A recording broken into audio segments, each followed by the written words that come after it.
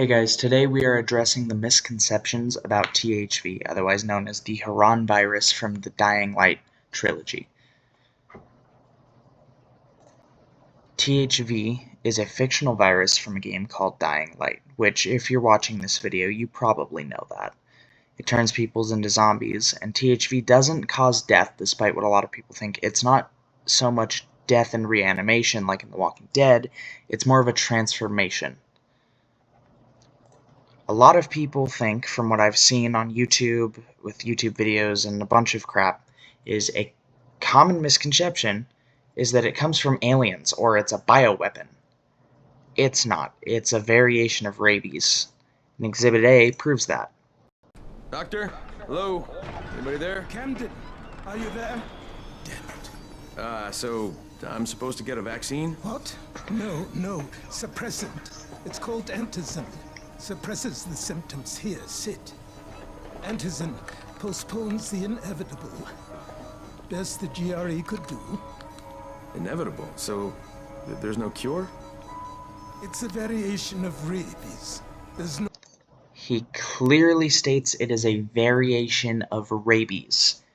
It is a variant of rabies. It's not an alien virus. It's not a bioweapon. It's rabies.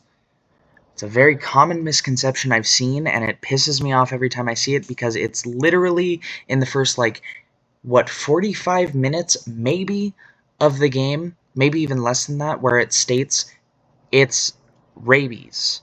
It makes me so angry when I see people say, oh, it's an alien virus or a bioweapon. It's not.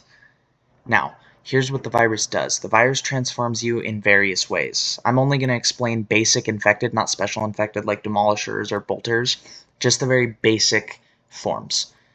So, the first stage is a viral. This is the stage recently after turning. They'll still retain some of their humanity, and virals can even be seen gaining their humanity again momentarily and begging for their life before they lose control again. They're fast, agile, and can climb in order to give chase to prey. They're drawn by gunshots, explosives, and any other similarly loud noise, like driving, as seen in the following DLC. The second stage. Now this is where it gets a bit more complicated. There are one of two routes that an infected will end up going. It will either turn into a biter or a volatile. And more on volatiles in the next slide. A biter is just your standard shambling zombie, no problem dealing with it alone, but they're really dangerous in numbers. Think like The Walking Dead. The conditions required for this to happen is exposure to 10% or more UV light, typically more, for an extended period of time. These are biters in this image. Second stage, which is variation 2. Now, the other possibility is they can... Oh, did I skip? No, I didn't. No, we're good. Never mind. Now, the other possibility is that they can turn into a volatile. It is a true horror of the night and an absolute apex predator. Virals can run faster than 150 miles per hour, as they can outrun you in a fully upgraded buggy, which is seen in the following DLC. However, when they are chasing you while you're on foot, they still seem to trail behind, and that kind of suggests that they don't just chase you for food, they chase for the thrill of the hunt. Because they could absolutely outrun you, but for some reason you're very often seen outrunning them in the game.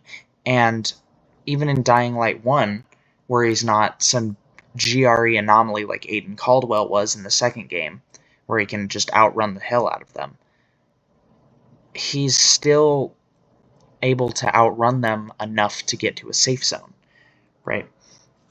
And so another thing that the volatiles have is immense strength and insane durability.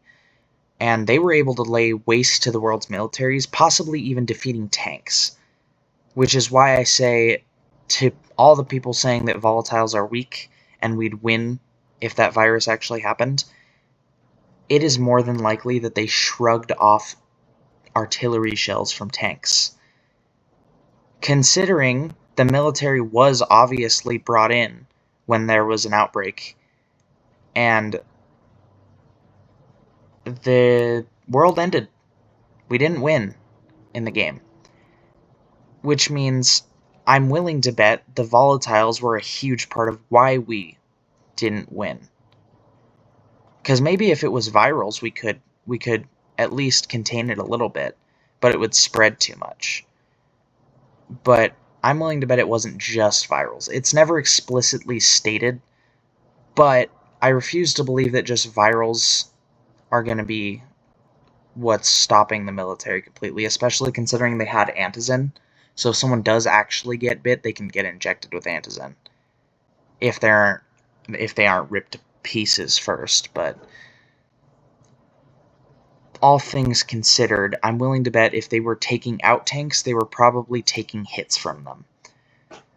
Now, that is technically just speculation, but it is a very good guess.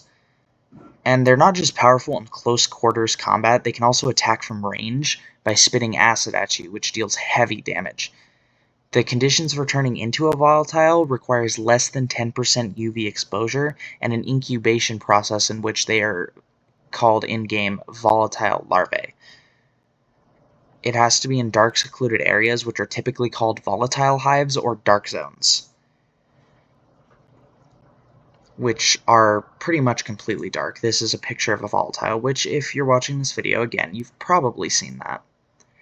Now, here's the summary. There's 2 stages and 3 basic variations of infected, all having specific requirements for outcome. The virus is a variant of rabies. It is not an alien virus, nor is it a bioweapon. The basic variations of infected are as follows: viral, biter, volatile.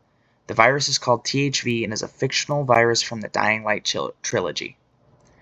I hope that helped all of you who thought that we would win, or that it's a alien virus or a bioweapon.